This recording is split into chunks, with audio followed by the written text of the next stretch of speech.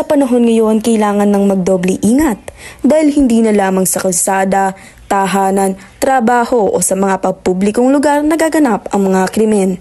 Nag-level up na rin ito at sumabay sa high-tech na panahon. Isang ang assistant director ng mga indie films na si Sofia Tabien na nakaranas ng kriminalidad online. Siya ay ninakawan ng pagkakakilanlan. That day, nung na-check ako sa social media ko, ang dami kong nakitang post, tapos puro pangalan ko nandoon. Nung click ko yung post, nakita ko nakapost na ako with picture ko na may caption na, "Balik mo pera namin." Nung una raw ay hindi pa siya naniwala hanggang sa kumalat pa sa iba niyang social media accounts ang mga hinaing ng mga taong umano'y naloko niya. Sobra akong nagulat kasi di ko alam na may gumagaya na pala ng identity ko. And worse, na-post pa ako saying na manloloko ako and magnanakaw. Dito nalaman ni Sofia na ginamit ang kanyang pagkatao sa isang website para magbenta ng kamera sa napakamurang halaga. Nalaman namin na this person posted something. It's worth 13,000 pesos. So naturally, maraming bibili nito kasi mura. Ang kaso ni Camille ay hindi na raw bago sa PNP Anti-Cyber Group dahil parami ng parami ang nasasangkot sa mga krimen sa cyberspace sa paglipas ng panahon. Marami na talagang cybercrime cases ang nangyayari ngayon. For 2015, we have 1,937. And for 2016, we have 1,098. Those are cyber criminals. Kadalasan ng mga fake users account ay hindi lamang ng gagancho. Ginagawa nila ito upang manira ng kapwa nila tao. Ang tawag sa kanila ay trolls. Yun bang kahina-hinala ang kanilang profile account, halos walang post or followers. Ng isang estudyante na si Era Esteban kung paano atakihin ng trolls. Mga bashers talaga ako na grabe namang bash. Umabot na sila sa puntong gumagawa pa sila ng bagong account para lang i-bash ako. May impostor naman daw si Gabriel Canillo sa social media. Alam mo, isang araw na nga lang, nagulat na nga lang kasi ako na biglang may nagagalit sa akin, mga kapatid ko sa isang religious group. Medyo nakakagulat kasi dahil dun pala sa isang fake account na ginagamit yung identity ko, ay parang minemessage sila at sinasabihin na kung ano-ano, kaya nakakagulat. Ayon sa isang information technology expert, marami ang gumagawa ng cybercrime dahil nakakalusot ang mga pasaway sa kasalukuyang account registration process ng isang social media sites. Madaling gumawa ng social media account, pero ang tanong dyan ay ang process of verification.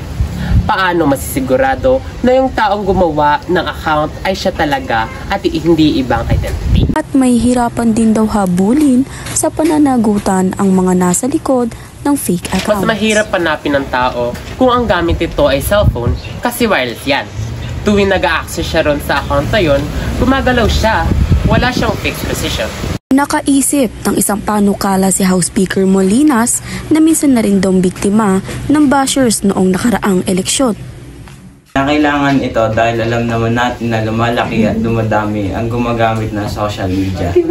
Sa kanyang House Bill 5021 or Social Media Regulation Act of 2017, magiging masinsinan na ang verifikasyon sa pagkakakilanlan ng social media users. Nalaman nito kung sila ay magpapadala ng passport ID o kaya ay government ID. Heto pa ang isang uri ng cybercrime rito sa Pilipinas. Iulat mo, JC Bismonte. Nahuli noong Martes ng NBI Cybercrime Division ang 18 anyos na si Joren Cabalfin matapos niyang i-hack ang Facebook account ng online seller na si Jenny. Ginamit niya ang Facebook account ni Jenny para takutin siyang ikakalat ang mga masaselang niyang litrato kung hindi magiso. Lumalabas na parehong taking Facebook account ang ginamit ni Cabalfin upang i-hack din ang account ng isang bookstore. Ginamit niya ang FB account ng bookstore para magbenta ng libro at kinuha ang pambayad ng customer. Huli na raw nang maalerto sila ng Facebook. Pagtaka kung paano niya kami na-hack kasi isang transaction ng gamit niya, very small details, pero ang laki pala ng pwedeng madulot nito. Hindi malaman ng bookstore kung papaano sila na-hack, lalo't na dadalawalan daw ang nakakaalam ng password. Pero balak din nilang paimbestigahin ang kaso sa NBI.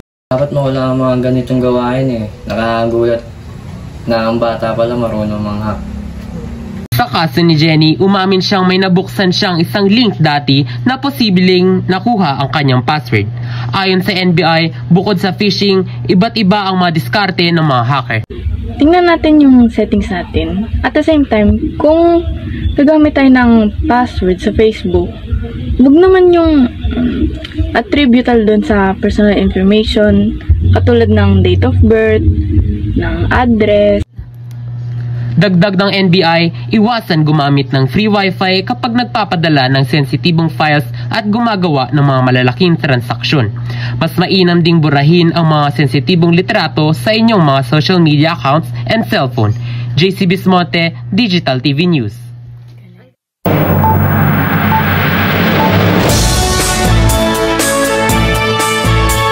DTVN users. Meron nang naitalang kaso sa pagpapalabag ng anti-cybercrime law. Isa kasing dating call center agent ang nakapag-withdraw ng pera. Wala sa mga umanong illegal na transaksyon sa internet. Gamit ang internet, nakakuha si Vince Saliba ng 150 pesos ng remittance mula sa Philippine International Bank. Ayon sa manager ng PNB doon, May 13, nakatanggap sila ng email na nagsasabing nagkaroon ng transaksyon ang bangko sa mga terorista. Yung sinabi niya na kami sa FBI kami. We noticed in our investigation that you are transacting with those terrorists. Binigyan siya ng link para makita ang mga sinasabing terorista. Pero imbes na listahan ng mga pangalan, nag-block ang monitor ng computer. Yung mga cyber criminals nakapasok sa system dahil sa link na yun. Nakatrigger sila ng remittance na unauthorized. Matapos ito, ilang illegal na transaksyon ang naganap. 3 milyong piso ang pumasok sa magkakaibang bank account. Mula rito, 150,000 pesos na ang nai-withdraw ni Saliba. Kukuha pa sana siya ng pera nang mahuli ng CIDG sa Las Piñas noong May 22. Payo naman ng PNP Anti-Cybercrime sa publiko, huwag basta-basta magbubukas ng natatanggap na email. Mula kasi sa pinapadalang link, pwedeng manakaw ang personal na impormasyon. Most probably, yung link na yun ay may embedded na application o software na kung saan yun ang nagdulot upang makuha ang kanyang impormasyon. Kinasuhan si Saliba ng paglabag sa Cybercrime Prevention Act dahil sa computer-related forgery pero nakapagpiyansa na rin ito. Rayan Felipe, DTVN. Ayan lamang ang mga balita dito sa DTVN. Muli, ako si Rayan D. Felipe at laging tatandaan, think before you click. Maraming salamat mga ka-digital users.